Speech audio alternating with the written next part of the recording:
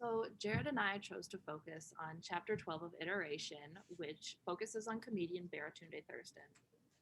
Iteration, and especially Chapter 12, relates to professional and technical writing because so much of Baratunde's success is hinged on his ability to continually edit his work based on reactions from his target audience.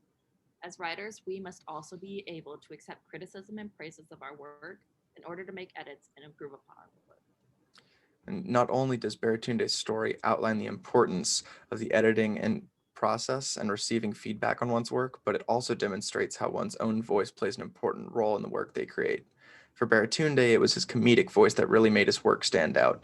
It's important for everyone to have their own unique voice in their writing so that it's recognizable to them and so it doesn't feel derivative from another writer. A key element of Baratunde's work life is how much time he spends on the internet. He averages a whopping 32 tweets a day. Page 194 of Iteration says, quote, "This is one way that Baratunde can receive feedback every day, or in other words, seek external evaluation from an ever-present audience in real time." End quote. Baratunde developed his skills as an editor thanks to his time spent working on newspapers in schools. He worked on his high school newspaper at Sidwell Friends School and then the daily at Harvard called The Crimson. And not only did his editorial skills improve from this work, but it also is what helped Baratunde find his comedic voice in writing, which is what became the basis for his career. To a certain extent, I find myself in Baratunde. I really appreciate the way in which he finds his inspiration for his work. His inspiration often comes from social interactions, which allows his material to be so much more relevant and authentic. I think as creatives, and especially as writers, authenticity is what allows us to connect with our audiences.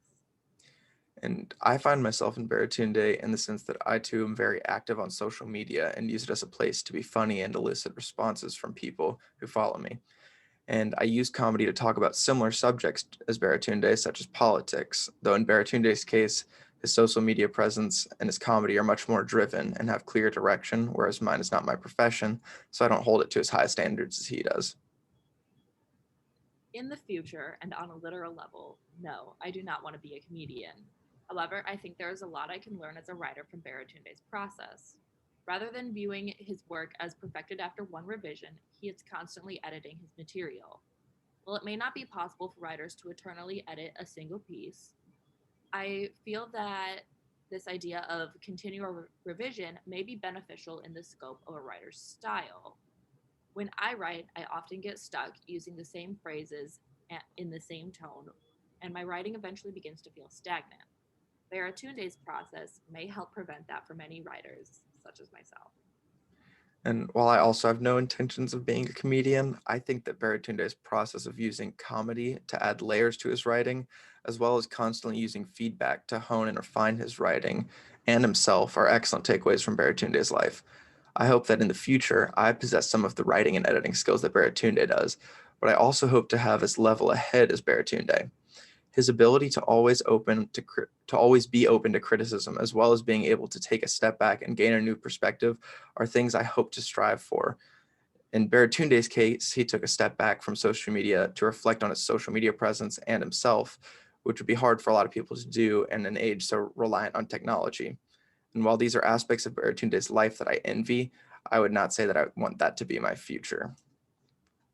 So, with that, there is a general overview of Chapter 12 with comedian Baratunde Thurston.